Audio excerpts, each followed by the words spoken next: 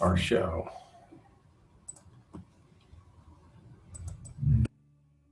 All right, ladies and gentlemen, welcome to I'm Calling HR, the September 29th version. And here we are, sponsored by Employernomics, PEO Matchmaker, and Caraway HR. Our special guest today is Ray Watson. Anybody who's done business in the Central Florida area probably knows Ray. If you don't know him, you've been under a rock. We're going to be talking mostly today about his second feature right there, which says and try to say this all in one breath, the Predictive Index Certified Talent Optimization Consultant and Business Coach. How'd I do?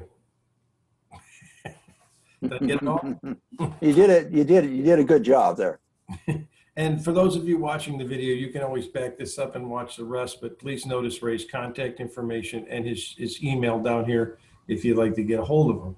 Now I'm going to do with you, Ray, and as we discussed, as we do with all of our guests here on I'm Calling HR, is I asked you, what are the 5 questions you wish people would ask you? And so I'm going to stop sharing and we're going to start asking these questions as soon as I get them up on my screen over here. But I know what's the first one is how many, we're talking about hiring decisions. And the first question is, what are the costs of a bad hire? Well, the easy way to answer that question is to refer to the Department of Labor, which says that the cost of a bad hire, based on their statistics, is at least 30% of an annual salary. So $100,000 salary, that's a $30,000 cost if you make a bad decision in that hire. Now, I would also submit that if it's a salesperson you are hiring, that cost could be even higher, much higher, because you've got the ramp up time, usually 60 to 90 days before a salesman's even productive.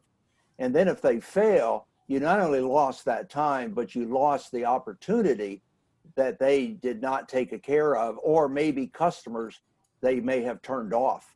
I agree with you there. I would say, especially for smaller companies where the salespeople are so critical, And I have found that the sales position to fill is probably the hardest one to fill.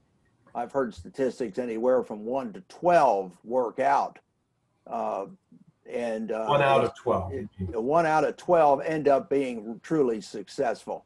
I heard a quote once about salespeople from a sales trainer who said that selling is the highest paid hard job and the lowest paid easy job. Problem is, so many salespeople take the low road, and they just don't work hard, and consequently they fail the company. So the cost is unbelievable. That number 1 out of 12, that is exactly our number. I was looking, we've hired 24 or 25 people as salespeople in our 17 years, and 2 of them worked out. So we're dead on. Well, as we get more into it, I can explain some of the things that can help you avoid that. But there's a large cost, a high cost to a company for making a bad hire and not retaining the proper people. Okay, so we've identified the problem, hiring the wrong people. What factors, this is your next question, it's perfect, leads right into it. What factors should be considered when making a hiring decision? Let me kind of answer that by backing into it. The first part of that would be, what are the normal factors that are considered when making a hiring decision? And if you take a look at that, the poor indicators based on studies are GPA, education, references. They are poor indicators for success. So how do you increase the success? And what we'll talk about more about is, and we can use the salesperson example again, is have you looked at a person that you're bringing in as far as the behavioral drivers that are best suited for that job? And they're all over the place depending on the job. I like that phrase, behavioral drivers. Okay. I'm taking some notes. The easy word is personality, right? But it's really what drives you. For example, if you're hiring a salesman, you want somebody to be outgoing, to be aggressive, and to work hard, so they can be the highest person. If you're hiring, for example, a and I have a client that runs a large manufacturing operation. They manufacture outdoor camping and hiking equipment. They have about 102 employees that sit at sewing machines all day long and turn out this product. So the idea is that before they started using some of the tools, they were getting a lot of turnover.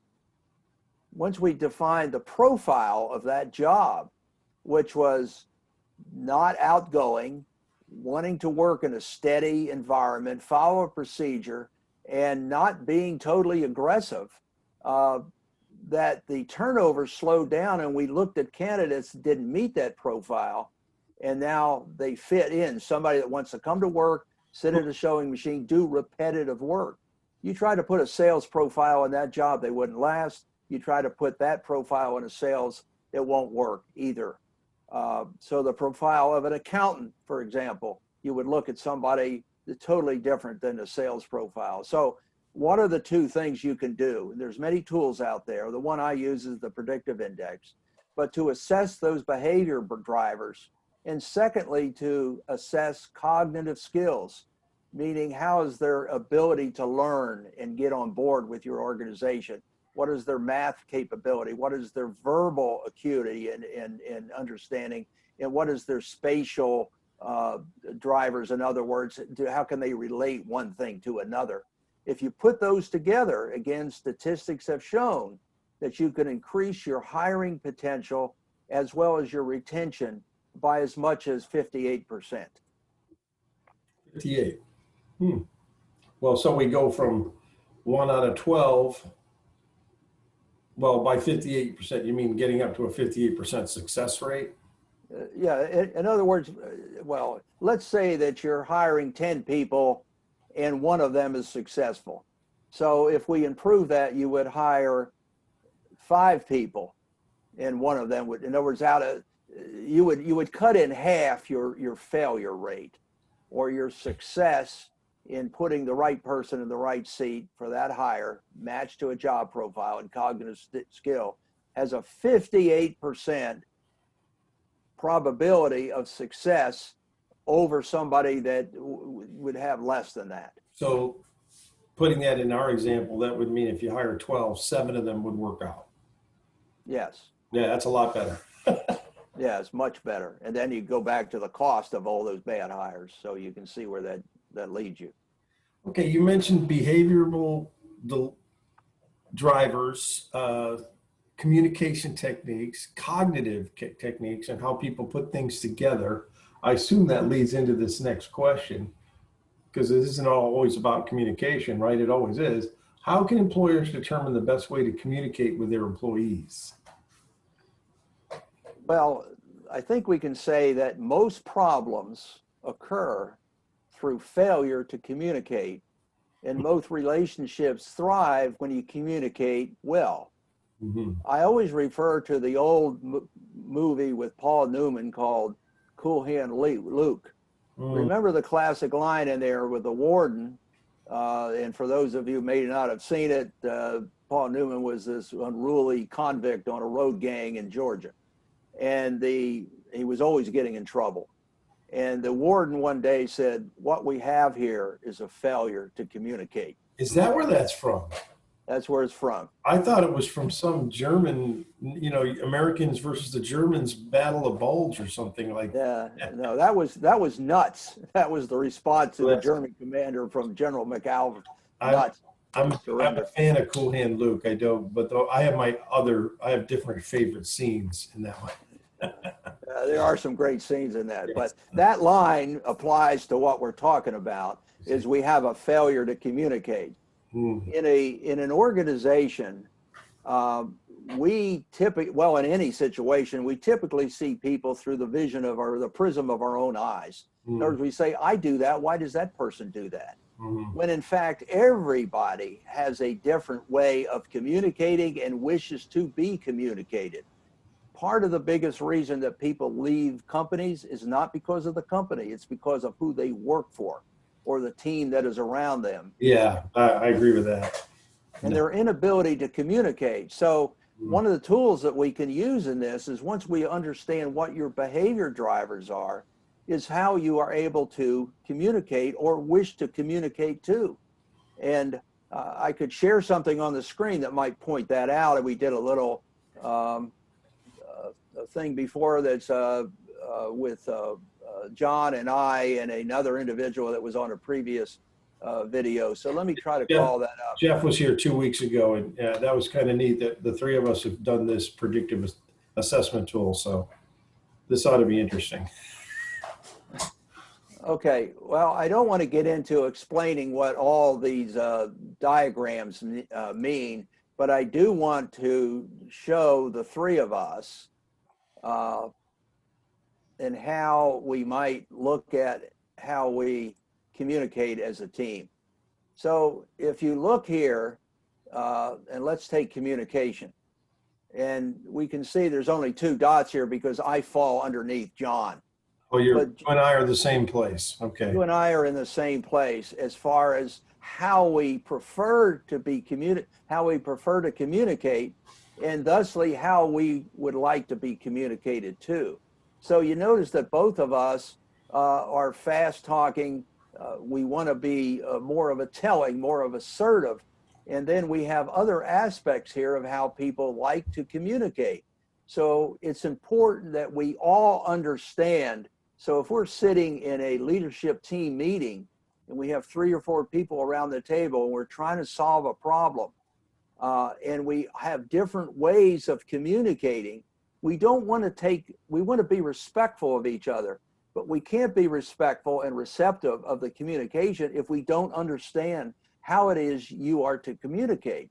So it's strongly suggested that number 1, you determine this, and number 2, share it with the people that are on your team, or certainly share it with the employees that work for you and that they work for you, so that you have this clear communication. A perfect example is a boss walks in every day and he walks in and he says, "Good morning, good morning, good morning, good morning."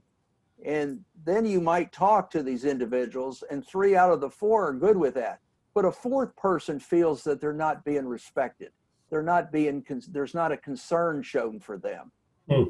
So that person, you say, "Good morning, good morning, good morning, good morning, so-and-so, how are you and how are the kids doing at school?" Just that little bit now brings that person out and it becomes more engaged and it is less likely to leave the organization. Yeah, that's definitely not me. And you don't need to ask me how. That annoys me, actually. I'd rather you ask me, like, how are you doing on that particular task? That's correct. But see that you point out the exact thing, because you typically would communicate to somebody how you like to be communicated to. Correctly. Versus how they want to be communicated to.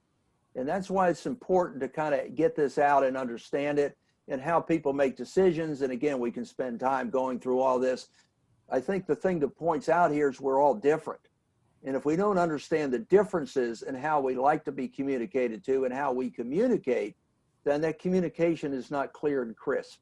So that's the message here, is for whether or not you use a tool to decipher that, the point is that you have to ask the questions and really understand how we best communicate with each other. It's the piece of us that we don't spend a lot of time on. I'm looking at this and I've just read what it says: justifying, everyone has an opinion, there's no shame in sharing. So this is something, the reason I'm so close to that, and closer than you are, and I'm not any kind of value judgment or anything, but my dad was a Supreme Court judge. And he taught me one thing. He said that he had a lot of criminals in front of him, a lot of people who had done bad things. And he said he'd learned something. He said, no one ever thought what they were doing was bad at the time they did it. In retrospect, they might have looked back and go, I shouldn't have done that. But everyone has the ability to justify what they're doing by saying, this is not only the best thing for me, but the best thing for everybody. And I've got to remember that when someone has an opinion completely different than me, and isn't that going on right now a lot, right, today, right? There's a lot of differing opinions out there right now with this political environment. But I got to remember that they all have that belief that what they're saying is right. And they, they're coming at it from their own experiences. So I think that's why I kind of slip up there, because I try to remember that I may disagree with what someone's saying, but I want to find out how they arrived at that decision before I disagree with it. Well, the point here is, if I can make a good point, is this is how, based on your behavior that you naturally would do, but through experience and through the explanation you just gave, that I've got to be more than that. I can't just be a bottom line thinker. I am a bottom line decision maker, but I know through experience that I've got to engage other people and be more collaborative in that decision making, other than just saying it's my way or the highway. So I think we learn how to do this. And the idea is there's so many managers, leaders out there that don't take the time to understand how it is that we should communicate to other people, and how we naturally are may not be the best way. This is interesting stuff. I could definitely use this. I'm sorry I'm beating up this one question so much, but it's interesting to me. We should in the interest of time, we're already more than halfway through I guess we planned a half hour. We can go longer if we want. But number 4 is, how should employers match behaviors and cognitive factors to a developed job profile? And this is, I'm very interested in how you answer this, in addition to the general job description. Well, the first thing, I stepped on it. How should we match behaviors and cognitive factors to a developed job profile in addition to the general job description? let me see if I can't bring up something here that will explain that a little bit more. Okay.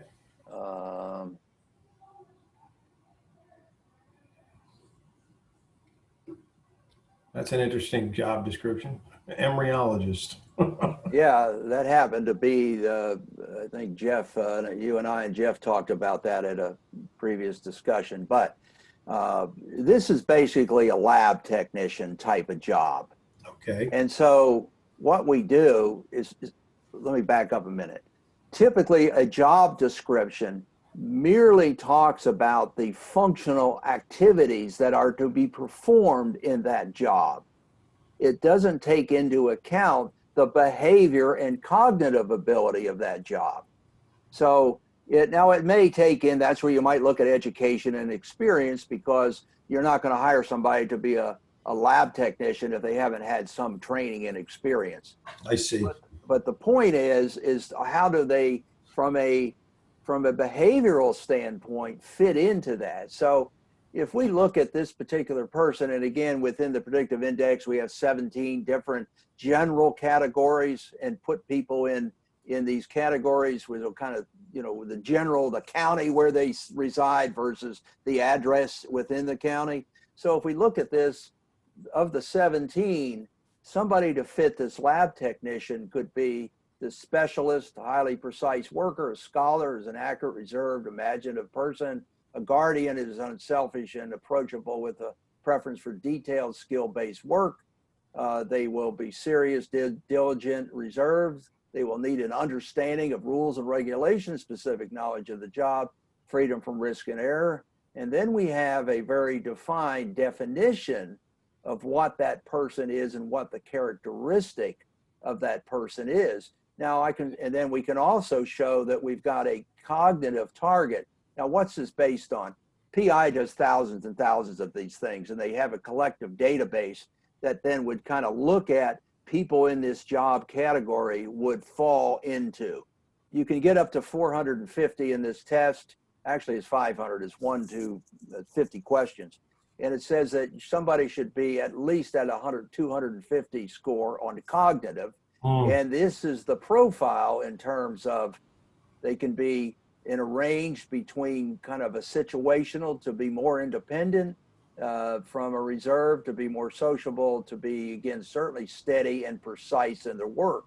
So if we're looking at somebody else's profile, we looked at yours and mine and Jeff's out there, see how that overlays this profile. Yeah. But when you're making that job interview, I wouldn't don't just Yeah, Wouldn't be good at this. you would make a good lab technician. No, no, I don't Neither think so. neither would I. And so, but you can see from this that we can define questions to ask the applicant I see. that are specific for a job. Most interviewers don't do a very good job. You ask the standard questions, tell me about the challenges you've had, tell me about your last job, typical things like that. And you don't go through a targeted interview. So to answer your question in a long way running around here, number one, define the profile of the job beyond the typical job description. Make sure you look at a cognitive target and you look at a behavioral target. Number two, tailor a targeted interview to that and to the job, not a generalized interview. And to my previous statistic that I gave you, if you do those things, that's where you get that 58% round figures increase in a positive job hire. I could see that. So this leads right into the next one, which is how should an employer match their business strategy to their talent optimization strategy? And Yeah, well, that's a mouthful, but what it really means is that, and we can kind of look up here, well, it's right is there. yeah, You said so you design the questions, right? that's correct. Yeah, so yeah, it's right there. And so first of all, you have a business strategy, and whatever occurs of that big business strategy is the outcome. First, you have the strategy of what you want to achieve, Right. and then you have what absolutely you do achieve. You work In your a big backwards. Yes.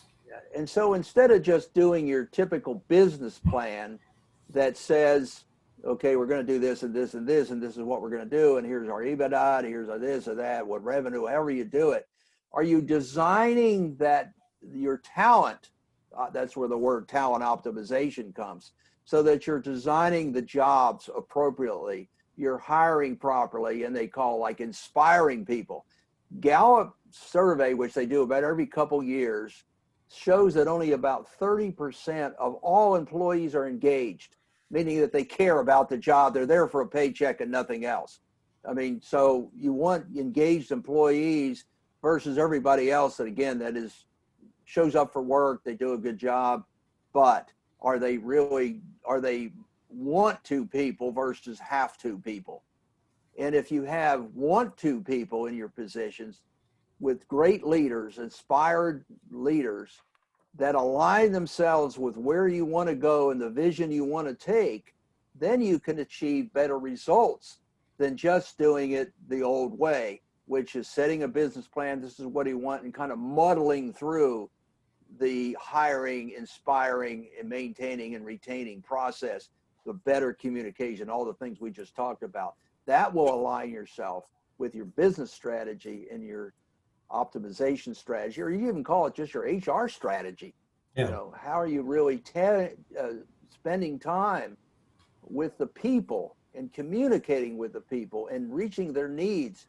Gallup said there's 4 things you have to look at. Number one, do they understand the job? Do they have the tools to do it? Number 2, are they recognized for what they do? Number 3, do they fit into the culture of the organization? And number 4, do they have the ability to learn and grow in the company? Those are the 4 checkpoints. And if you don't communicate properly and ask the questions properly, you're going to fall short on those things. Okay. Are you done with the screen? Yes, let me get out of it. Yeah. Because do we want to look at mine? We can. Okay. Let me see if I still have it up there. Well, or I can call it up by sharing the screen again. I think I did. I don't think I removed it. Let me see if I can find it. But it's easier if I did it, as I can point to it. But go ahead, pull yours up. You know what? I think I erased mine. So you go. Let me just pull it up again real quick here. Got too many screens open here running this thing. Yeah, I know it. We're Zoom experts here, right? So. Well, I see that's me for embryologist, huh? Okay. No, there it is over there. Oh, I'm sorry. Yeah. Let me it's get on the back. lower left there. Let me do the groups. Yeah. Yeah, I see that down there. Yeah. Okay, so if I was to look at John's profile, uh, and again, I know people are familiar with DISC, Myers-Briggs, Strength Finders, a lot of ways to do it, but Many people basically aren't. what this is saying is this is dominance, and you can see that John has a drive to influence people. He's on the high side of the dominant side. You'll notice that he is somewhat reserved, surprisingly, and this is in his natural. This is how he naturally is, perhaps at home. We can see that he has wants consistency, or it's a drive for consistency and stability, but he's on the low side of it. He needs variety. He's not. He couldn't do well on that lab technician, and this means that your drive to conform to rules and structure. If you're over the, which he is not, he wants flexibility. Someone over here would be there. Now, the second slide, or the second graph, says how he adapts typically in a work environment. It's pretty much the same, except he becomes much more sociable and outgoing. That's not his natural tendency, but he knows in the work that he's in, he needs to be that way. So he adapts himself to that environment. And this is how people typically see him, and they see him pretty much how he is. You know, what you see is what you get with John.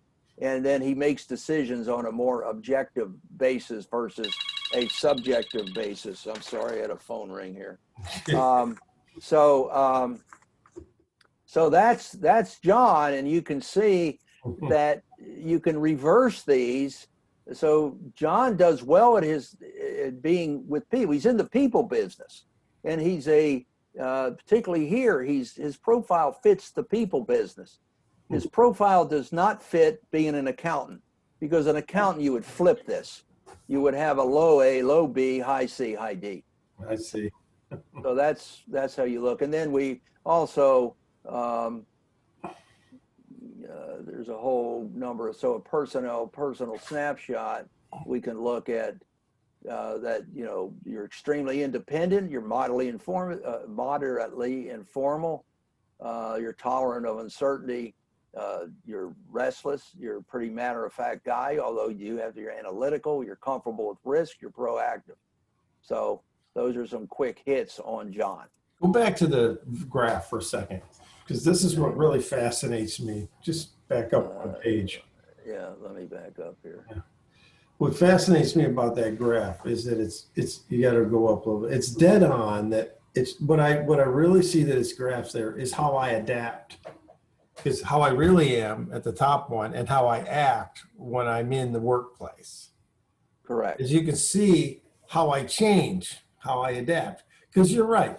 Socially, I'm not really that social person. I'm a homebody. I like to sit at home. I sit here with my family. Yes, I'm independent. I'm driven, but I'm not the guy who's out there. You know, I'm not out every night. I'm not at parties, things like that. But at work, I'm going to be a very sociable person running around trying to get everybody involved. It's funny that this can pick that out. I'm very impressed with this. You know, this is a very good system. Well, and probably what you noticed, it took you about 5 minutes to do the assessment. Well, I mean, it does it, right? Well, I mean, just pick adjectives on 2 screens. That's what you did.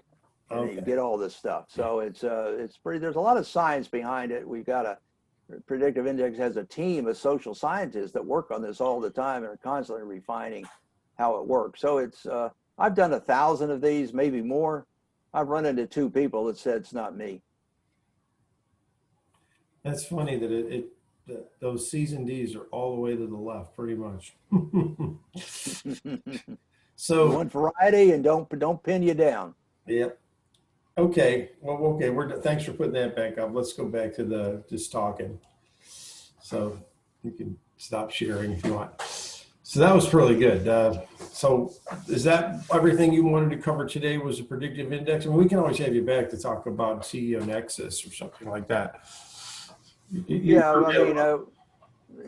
mean, just, you know, what I do, you know, my day job most of the time is I facilitate CEO groups, bring people together and address issues. And then the reason I've gotten into, like, Predictive Index and some other tools that I use is that it can be utilized within the groups, because companies need to be utilizing these kind of tools to run more efficiently and profitably. I see. Interestingly enough, we actually have people watching us live. How about that? And All right. this will be recorded and placed back on YouTube and on my LinkedIn profile, our Employernomics LinkedIn profile, I should say. And it'll be placed, the LinkedIn link, the YouTube link will be placed on the Facebook page too. Right now, I'm just using Facebook and LinkedIn. I'm looking at this new one called Spreely, which stands for Speak Freely. Although it seems awfully right-wing. I've heard about that. I've heard about that. Yeah, you're right. I definitely lean right, but I don't want to be around totally right-wing people all the time. I need, like you said, I need variety. So that was very educational there, Ray. I really enjoyed seeing that. We got to have you back to talk about CEO Nexus, though, because I'm hearing really good things about it. And go ahead. Any last words? No. I would just say I kind of on what I said previously is I deal with a lot of different things because of the groups. I try to stay aware of current thinking, and there's several other areas that I could talk about if necessary, but we wanted to focus on this predictive index today. Well, I know what we should probably ask, and you didn't put this up here. If somebody wants to use this for their company, they just contact you? Yes, just contact me, and if somebody is truly interested in, obviously I'm not going to get into all the costs and all that sort of thing on it, but if people are interested in it, then I'm always willing to run a couple assessments for them and one of their people to see how it would work, and just see if it makes sense to them or not. If it makes sense, you can cost, you saw the earlier presentation about what's the cost to do a bad hire. Yeah. Well, then do you want to invest a little bit of money to up your odds of mitigating that cost? And that's the way I would suggest looking at it. I'm going to tell you a whole nother market you should look into. And I don't know if you've looked into this market yet or not, but I sell franchises of our company. Employernomics is now franchised. I do have people come to me and say they're interested in becoming a franchisee. I am thinking that this tool would help me find out a lot if they've got the independence and cognitive ability to go out there and do it by themselves. Oh, absolutely. Yeah. One of the examples, we were doing that lab technician, and when I was working with our friend Jeff, we were working actually with a firm that does intro vitro fertilization. And I suggested to them what a great tool to have the husband and the wife do this, to understand how they should best communicate, because you're going through a very, challenging time here. There's a very emotional journey that somebody's taking to have the wife conceive and have children. And if you know how one is feeling and the other is feeling, you can talk to that and probably improve your communication. Because what the next question would be, though, Ray, is does insurance pay for that? Could you get your health insurance to pay for that? Oh, I don't know. I never had to do it. See, that's what you ought to look at. If you could tell somebody like, hey, and you can charge this to your health insurance because it's going to lead to better mental health, which the big thing now. The mental health of realizing does affect the physical health. Imagine that. They're finally discovering. Oh, yeah. So yeah, great idea. There's so much. I even suggest people, say a wholesale distributor, have your customers learn how to communicate with your customers, have them take it, have your vendors take it. So now you just have much more better to communicate. Again, what we have here is a failure to communicate. And I don't care what the relationship is, if you communicate better, you will have better relations. Now I need to go watch Cool Hand Luke again because I want to remember. I did have one last question. It was a comment, really, on one of the things you said is most interviewers don't do a good job. I worked for several companies throughout my life. I've owned several companies. I've been on a board of a few. And I guess it's because of my directness I get asked to be the interviewer a lot. Like when I was an airline pilot, whenever I was in the home office for training, whatever, they would always come over and go, "Hey, we're interviewing new pilots. Tenny, you come on. We want you to interview them." So, and I learned that this isn't, first of all, nobody trains anyone on how to interview people. They don't spend enough time and energy or maybe money or whatever it's going to take to train people on how to interview.